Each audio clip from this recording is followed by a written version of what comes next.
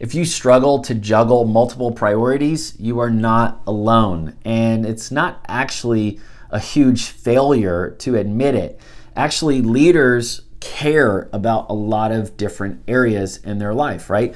If you're a ministry or a business leader, you care about your faith, you care about your family, you care about your health, your work, your team, your clients, your community. These aren't just, balls that you're juggling in the air. They are weighty commitments. They are heavy, strong convictions that you've been carrying throughout your life. And so now to think that you're just going to glibly throw them around and to make it work on the schedule somehow, it just doesn't make sense. And so what I want to encourage you with is 2 basically strategies that you can incorporate very quickly, and it's going to give you internal relief and help you work towards intentional results.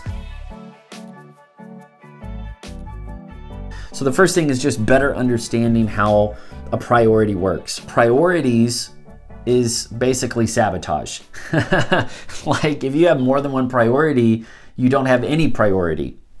And so we kind of throw that language around, and I know it may be just semantics, but it matters because we want to learn and practice how to focus on one thing at a time. Priority means prior to. So before I get breakfast, I get wisdom. Before I work out. Before I go to the meeting, I want to make sure I'm clear-headed. So the priority system is not that these are all priorities. I have to do them all right now. It's learning how to focus on one thing at a time, and it's about doing the right things in the right order. And so that's where an intentional approach actually helps us. Being more intentional about what is really important and how it's going to get implemented is going to bring the pressure down and then give us more time to prepare. And the more you prepare, then the more efficient, the more effective you can become. That's the first strategy, is think about the way you're approaching a priority. Don't think of it as everything is on fire. Think of one focus at a time. All right. The second strategy is I'm going to give 3 categories to help you organize your life. And this will create intentionality so that way you can be very present in the day and the work and the conversation at hand, but it'll also give you space, real margin, so that way you can be preparing to show up at your best again. So these 3 levels that I like to think through are strategic, structured, and strengths. Strategic, structured, and strengths. The top level is what you would expect, the strategic level. You're looking long into the future and you're asking questions like, what are my core values? What's important? Where am I going? What's my direction? Doesn't mean you have to have all the details figured out per se, but there's a lot of work you can be doing in that direction. I think a lot of people focus on, being productive. That becomes kind of a sabotage. They get preoccupied with doing the most work. When we talk about the future, the most productive are not going to be the winners. It's the most prepared that are going to be the winners of the future. So are you preparing right now for the next phase now? And that's why we need that strategic view. And so when you have that strategic view, you can settle a lot of that restlessness and just clutter that goes on, and you have clear direction now. And so now that quiets that demand for direction, and now you can focus on the next thing, right? You know that you can focus on one thing. You don't have that loud kind of siren effect going on in the background. And it's a big deal. If you don't have a clear sense of direction, it'll affect every part of your life and the way you show up as a leader. So you got to take time and focus on the strategic level first, and then it's settled. And then you can move on to the next big category, which is structured. And this is basically looking at the way you're approaching your calendar, the way you're approaching your months and your weeks, and you can be very intentional. When you are intentional, then you are becoming more clear and less cluttered. And to be clear in the leadership space is a huge advantage. Unfortunately, way too many leaders, even well-meaning leaders, are cluttered.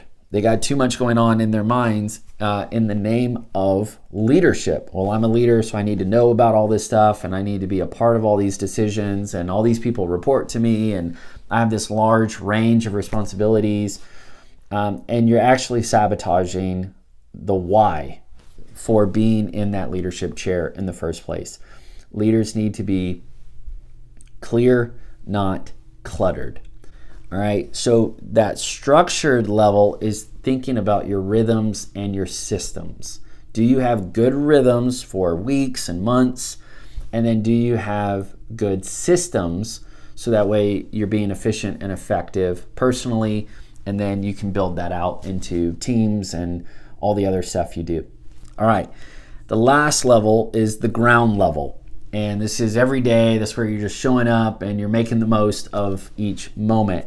And I call it strengths, because we want to be living and leading out of our strengths, not just our struggles. And so many times we don't know what our strengths are or how we're serving other people. How are we going to help and lift the load for other people?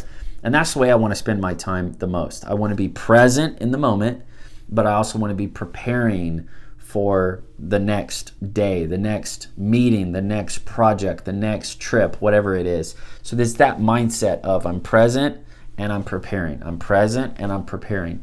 And if you're doing that, then the cycle is complete. The cycle is working for you, right? Because the more present you are, the better your preparation is going to be. The more prepared you are, the more present you can be. So hopefully it is symbiotic and even synergistic. But having said that, on the day-to-day level, do not overthink it. Do not have this like very rigid timekeeping system, because your structure should be working for you. You should not be working for it.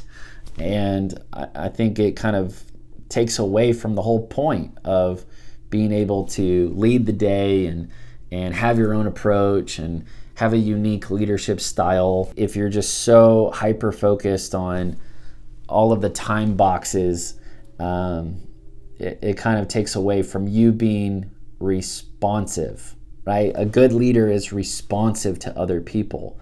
And you kind of take that away with, if you're just like, not now, I'm focused, not now, I got to do this stuff. It's like, I personally, I'm trying not to be that guy, right? I'm trying to be the guy who says, I'm good. Now let's work on you. I'm great, thanks. I'm organized. I'm working on that. I feel like I'm up to speed.